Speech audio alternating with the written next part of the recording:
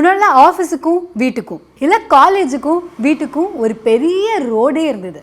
ஆனால் இப்போ இது ரெண்டுக்கும் நடுவில் ஒரு கோடே இல்லாத அளவுக்கு வீட்டிலே வேலை செய்கிறோம். இந்த ஒர்க் ஃப்ரம் ஹோம் அது வந்ததுலேருந்து இந்த ஒர்க்கையும் லைஃப்பையும் எப்படி பேலன்ஸ் பண்ணுறது அப்படிங்கிறதே தெரில. ரொம்ப சுவாரஸ்யமாக வேலை செஞ்சுட்டே இருக்கும்போது டபக்குன்னு அப்போ தான் நம்ம வீட்டில் ஏன்பா இந்த தக்காளியை மட்டும் வாங்கிடக்கூடாதா அப்படிங்கிற மாதிரி ஒரு கேள்வி நம்ம அம்மா வைக்கும்போது அதுக்கு நோவும் சொல்ல முடியாமல் ஒர்க்லையும் கான்சன்ட்ரேட் பண்ண முடியாமல் பயங்கரமான ஒரு டிஃபிகல்ட்டி வரதான் செய்யுது. அதே மாதிரி சரி ஓகே வேலைலாம் முடிஞ்சிடுச்சு நம்ம ஃபேமிலியை பார்க்கலாம் அப்படின்னு இருக்க நேரத்தில் ஒரே ஒரு மெயிலோ இல்லை ஒரே ஒரு மெசேஜோ வந்துச்சுன்னா என்னடா இது வீட்டில் கூட இந்த வேலை செய்து வந்துட்டே இருக்கே அப்படிங்கிற மாதிரி இருக்குது. என்னென்னா எனக்கு சின்ன வயசில் இருக்கும் போதெல்லாம் எங்கள் அம்மா சொல்லுவாங்க, ஸ்கூல்லேருந்து நான் வரும்போது கேட்லேயே என்னோடய ப்ரெஷர்லாம் வச்சுட்டு வந்துடுவேன், என் வேலை ப்ரெஷர்லாம் கேட்லேயே விட்டுட்டு வீட்டுக்கு வரும்போது என்னோடய ஆஃபீஸ் ப்ராப்ளம்ஸ் நான் எதுவுமே கொண்டு வர மாட்டேன் அப்படின்னு சொல்லுவாங்க. பட் இப்போ ஒர்க் ஃப்ரம் ஹோம் அப்படின்னா வீட்டில் தான் வேலையே அப்படிங்கும்போது இந்த ப்ராப்ளத்தை கொண்டு போய் எங்கே வைக்கிறது, எங்கே விட்டுட்டு வர்றது?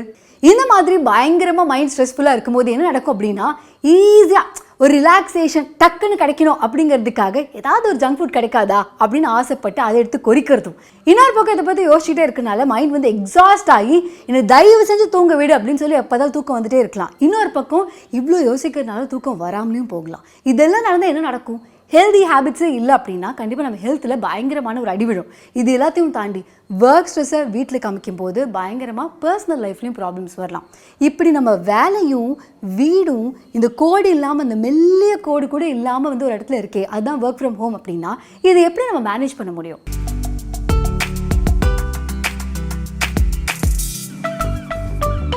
பேட்மிண்டனே விளையாடுறோம், கேம் தானே, செம்மையாக என்ஜாய் பண்ணி விளையாடலாம் அப்படின்னாலும் ஒரு மணி நேரத்துக்கு அப்புறம் கொஞ்சம் டயர்டாக தான் செய்யும். அந்த நேரத்தில் ஒரு பிரேக் எடுத்து கொஞ்சமாக தண்ணி குடிச்சிட்டு அப்பாடா அப்படின்னு காற்று வாங்கிட்டு மறுபடியும் கேமை ஸ்டார்ட் பண்ணும்போது செம்ம எனர்ஜெட்டிக்காக விளையாட முடியும்.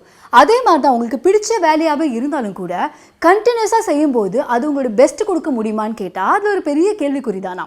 என்ன சொல்கிறாங்கன்னா நமக்கு பிடிச்ச வேலைனாலும் ஒரு பிரேக் எடுத்து அந்த பிரேக் டைமில் ஒர்க்கை பற்றி நீங்கள் யோசிக்காமல் இருந்தால் மட்டுமே மறுபடியும் நீங்கள் ஒர்க்குக்கு வரும்போது பயங்கர ப்ரொடக்டிவாக இருக்க முடியும்.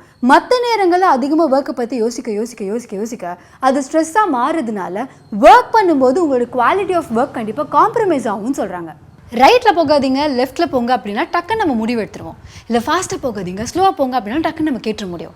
பட் இந்த ஒர்க்கை பற்றி யோசிக்கிற விஷயம் இருக்குல்ல, அது நம்ம கான்ஷியஸாக பண்ணக்கூடிய விஷயம் இல்லையா. கான்ஷியஸாக ஒரு விஷயம் பண்ணல அப்படின்னா அதை அப்போ எப்படி பண்ணுறோம்? சப்கான்ஷியஸாக பண்ணுறோம். அதாவது ஒர்க்குக்கும் லைஃப்குள்ளே இருக்க அந்த மெல்லிய கோடு இருக்குல்ல, அந்த மெல்லிய கோடு தாண்டி நம்ம ஒர்க் டைமில் லைஃப்பை பற்றி யோசிக்கிறதும் லைஃப் டைமில் நம்ம ஒர்க்கை பற்றி யோசிக்கிறதும் இந்த விஷயத்தை நம்ம பண்ணுறது நம்மளை அறியாமல் சப்கான்ஷியஸ் மைண்ட் பண்ணுற விஷயம்.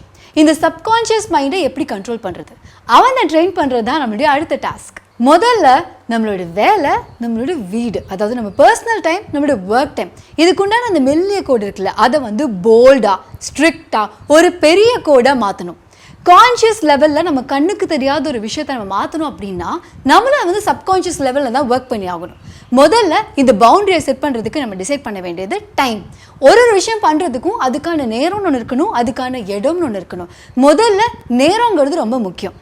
என்ன ஆனாலும் சரி வீட்டில் இருக்கேன் அப்படிங்கிறதுனால நான் 8 மணிக்கு தான் எழுந்துப்பேன், 9 மணிக்கு தான் பல்லே தேய்ப்பேன், அதுக்கப்புறம் தான் வேலையை ஸ்டார்ட் பண்ணுவேன் அப்படின்னா அந்த ஒர்க் பண்ணுறதுக்கான மைண்டு நமக்கு வரவே வராதான். சப்கான்ஷியஸ்லி இன்னும் நமக்கு மைண்ட் ப்ரிப்பேர் ஆகாமலே இருக்குமா. அதனால் முதல்ல நம்ம பண்ண வேண்டிய விஷயம் என்னன்னாலும் சரி, இன்னைக்கு வீட்லேயே இருந்தாலும் பரவாயில்ல, காலையில் 7 மணிக்கு எழுந்துடுவேன், என்ன நடந்தாலும் 10 மணிக்கு நான் ஒர்க் பண்ண ஆரம்பிச்சிடுவேன் அப்படின்னு சொல்லி ஒரு ஃபிக்ஸட் டைமிங் ஒன்று வைக்கிறது. உங்களோட பர்சனல் டைமில் ஒர்க் அதிகமாக வர ஒரு பாயிண்ட்டுக்கு மேலே நம்ம மூட் அவுட் தான் ஆகும். எனக்கு இந்த 9 to 6 அந்த மாதிரிலாம் ஜாப் கிடையாது, எப்போ வேணாலும் கால் வரும், எப்போ வேணாலும் இந்த மாதிரி ஆப்பர்ச்சுனிட்டிஸ் வரும் அப்படின்னா டெய்லியும் சாயங்காலம் அந்த 4 to 6 நான் இதை பற்றி தான் பார்ப்பேன், இதை பற்றி ஏதாவது ஆப்பர்ச்சுனிட்டிஸ் இருக்கான்னு பார்ப்பேன், எனக்கு ஏதாவது கால்ஸ் வந்திருக்கா, மெயில்ஸ் வந்திருக்கா, ரெஸ்பாண்ட் பண்ணுமா, இதுக்காகவே ஒரு டைம் டிசைன் பண்ணிப்பேன் அப்படிங்கிற மாதிரி வச்சுக்கணுமா. ஸோ உங்களோட பர்சனல் டைமில் உங்கள் ஒர்க் இன்டர்ஃபியரே ஆகக்கூடாது. அதே மாதிரி வீட்டில் 9 to 6 நான் வேலை தான் செய்ய போகிறேன், இதை தாண்டி நீங்கள் என்ன வேலை வேணாலும் கொடுங்க, என்ன வேணாலும் பண்ணுறேன், ஊரை விட்டு ஊர் போய் உங்களுக்கு காய்கறி வாங்கிட்டு வரணும் கூட நடந்தே கூட போயிட்டு வரேன், ஆனால் இந்த ஒர்க் டைத்தில் மட்டும் டிஸ்டர்ப் பண்ணாதீங்க அப்படிங்கிற அந்த ஸ்ட்ரிக்ட் டைமிங்ஸை ஃபேமிலிலையும் கம்யூனிகேட் பண்ணணும். இன்னொரு பக்கம் இந்த கவுச்சில் உட்காந்துட்டே சாஞ்சிட்டே அப்படியே ஒரு கையில் சாப்பாடு இன்னொரு கையில் லேப்டாப்பு, அது போஸ்ட்டுக்கெலாம் செமையாக இருந்தாலும் கூட நமக்கு ஒவ்வொன்றும் ஒவ்வொரு இடத்துல பண்ணுறதுக்குன்னு ஒரு இடம் இருக்கணும் அப்படின்னு சொல்கிறாங்க. வீடே குட்டி வீடு தான், இதில் எப்படி நான் ஒவ்வொன்றும் ஒரு இடத்துல பண்ணுவேன் அப்படின்னா, கண்டிப்பாக நீங்கள் தூங்குற இடத்துலையும் இல்லை வந்து சில் பண்ணுற இடத்துலையும் ஒர்க் பண்ணணும்னு நினச்சிங்க அப்படின்னா அது பயங்கர ப்ரொடக்டிவாக அமையாதுன்னு சொல்கிறாங்க. ஸோ உங்கள் ஒர்க் பண்ணுறதுக்குன்னு அட்லீஸ்ட் ஒரு சேராவது இருக்கணும். இந்த சேரில் உட்காந்தாலே நான் ஒர்க் தான் பண்ண போகிறேங்கிறது. ஏங்க இதெல்லாம் சொல்லி ஏமாற்ற முடியுமா? அதாவது இந்த பக்கத்து ஆட்டோவில் வந்து கண்ணாடி சரி செஞ்சால் இந்த ஆட்டோ ஓடுமா அப்படிங்கிற மாதிரி உங்களுக்கு கேள்வி டவுட்லாம் வரலாம். இதெல்லாம் உங்கள் கான்ஷியஸ் மைண்ட் தான் அந்த கேள்வியெல்லாம் கேட்கும். சப்கான்ஷியஸ் மைண்டை பொறுத்த வரைக்கும் இங்கே வந்து உட்காண்டாண்டா அப்போ கண்டிப்பாக வேலை தான் செய்யணும் போல இருக்கு, இங்கே வந்துட்டாண்டா அப்போ தூங்கலாம் போல இருக்கு, அந்த மாதிரி விஷயங்கள்லாம் அது அதிகமாக நம்புமா. ஸோ உங்களுக்குன்னு ஒர்க் பண்ணுறதுக்குன்னு ஒரு ஸ்பேஸ், பெட்ரூம்லேயும் உட்காந்து வேலை பார்ப்பேன், ஹால்லையும் உட்காந்து வேலை பார்ப்பேன், கிச்சனுக்கும் லேப்டாப் போகும் அப்படின்லாம் இருந்தோன்னா ஒர்க் பண்ணுறதையும் ப்ரொடக்டிவாக இருக்க முடியாது. நமக்கான பர்சனல் ஸ்பேஸ் எல்லா இடத்துலையும் ஒர்க்கும் வந்துகிட்டே இருக்க மாதிரி இருக்கும். நம்ம பாஸ் நம்ம பெட்ரூமில் இருக்கும்போது கால் பண்ணும்போது காண்டா தானே இருக்கும், அதெல்லாம் இருக்கக்கூடிய விஷயங்கள் தான். ஆனால் ஒர்க் பண்ணும்போது நான் இந்த ரூமில் தான் இருப்பேன், இவ்வளோ நேரம் தான் இருப்பேன், இப்படிங்க ஒரு டைம் செட் பண்ணிட்டோம், ஸ்பேஸ் செட் பண்ணிட்டோம் அப்படின்னா ஒர்க்குக்கும் நம்மளுடைய பர்சனல் லைஃப்க்கும் நல்ல ஒரு பவுண்ட்ரி இருக்குன்னு சொல்கிறாங்க. கடைசியாக ரொம்ப இம்பார்ட்டண்ட்டான ஒரு விஷயம், காலையிலேருந்து நைட் வரைக்கும் அப்படியே இந்த பாக்ஸில் இருக்கும்போது பயங்கர கம்ஃபர்டபுளாக தான் இருக்குது. நைட்டிலே வேலை பார்க்கும்போது அதை விட என்ன ஒரு பெரிய காத்தோட்டம், இந்த மாதிரிலாம் ஒரு கேள்விகள் வரதான் செய்யுது. ஆனால் என்னென்னா நம்மளோட ட்ரெஸ்ஸுக்கு ஏற்ற மாதிரி நம்ம மைண்ட் செட் மாறும். அதாவது ஃபுல்லாக நீங்கள் கோட் சூட் போட்டு தூங்கணும்னு நினச்சா கூட தூங்க முடியாது, ஏன்னா ரொம்ப அன்கம்ஃபர்டபுளாக இருக்கும். அதே மாதிரி தான் இந்த மாதிரி ஒரு கம்ஃபர்ட் ஜோனில் இருக்கும்போது ஒர்க் பண்ணுறது அப்படிங்கிறதும் ஈக்குவலி அன்கம்ஃபர்டபுளான விஷயம் அப்படின்னு சொல்கிறாங்க. ஸோ நீங்கள் காலையில் எழுந்துக்கிறீங்க, 10 மணிலேருந்து வேலை செய்ய போகிறேன் அப்படின்னா 10 மணிக்கு காஸ்டியூம் சேஞ்ச், அது பண்ணதுக்கப்புறமா வேலையை முடிச்ச உடனேவே குடுகுடுன்னு போய் ரெஃப்ரெஷ் ஆகிட்டு இந்த ட்ரெஸ்ஸை மாற்றோன்னே பயங்கர ரிலாக்ஸிங்காக இருக்கும்ல. இந்த மோடு அடிக்கடி வர ஆரம்பிச்சிச்சுன்னா நம்ம மைண்டுக்கு தெரிஞ்சிடுமா இந்த ட்ரெஸ்ஸை மாற்றுறான் அப்படின்னாலே ஹபாடா வேலையை முடிச்சாச்சு நம்ம சில் பண்ணலாம் அப்படிங்கிற ஜோனுக்கு நம்ம மைண்ட் போயிடுவானா.